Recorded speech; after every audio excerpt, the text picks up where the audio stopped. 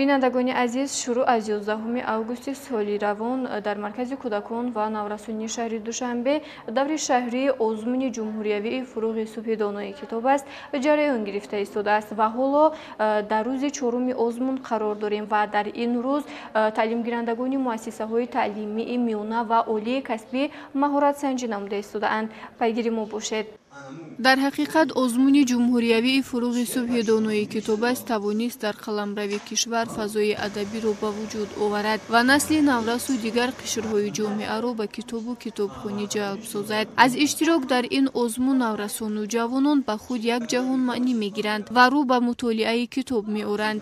аз ин ҷост ки бузургтарин чеҳраҳои адабию фарҳангӣ бо суханҳои пурмуҳтавою назари нек ва андешаҳои солиму диди ватандӯстона дар ҳама ҳолату вазъият мардумро бо ҳам муттаҳид карда ғояҳои ватандӯстиро тарғиб кардааст. аз ин рӯ ҳадаф аз баргузории озмуни ҷумҳуриявии фурӯғи субҳи донои китоб аст ин баланд бардоштани завқи китобу китобхонӣ ва ғанӣ гардонидани сатҳи маънавиёти мардуми саодатманди тоҷик аст.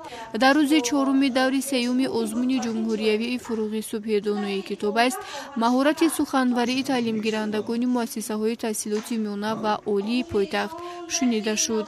шумораи донишҷӯён аз рӯи номинатсияи адабиёти ҷаҳон 25 нафар ва адабиёти муосир бошад 26 нафарро ташкил медиҳад ки миёни ҳам рақобати зеҳнӣ намуда барои гузариш ба даври ҷумҳуриявӣ талош менамоянд. дар номинатсияи адабиёти кӯдакону наврасон ва осори шифоҳӣ дар маҷмӯъ зиёда аз 100 нафар довталаб аз рӯи сину соли синфҳои аз 1 то 4 ва аз 5 то 8 инчунин 9 ва 11 бо завқи баланд ҳунару истеъдоди худро нишон дода истодаанд. ёдовар мешавем ки шумораи иштирокчиёни даври шаҳрии озмун зиёда аз 400 нафарро аз рӯи ҳама номинатсияҳо ташкил медиҳад.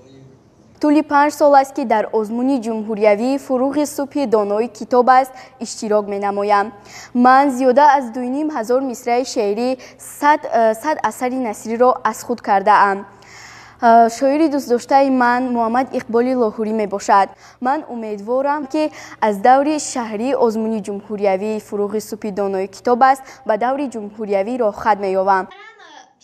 яке аз воситаҳои асосии рушди ҷомеа дар ҳама давру замон дониш ва илм ба ҳисоб меравад. маҳз дониш тафовути ҷомеаро аз табиат бо тамоми ҷанбаҳояш инъикос менамояд. сарчашмаи сулҳу субот, оромӣ, ҳамдигарфаҳмӣ, зиндагии шоиста ва эҳёи тамоми унсурҳои арзишманди ҷомеа танҳо дониш мебошад.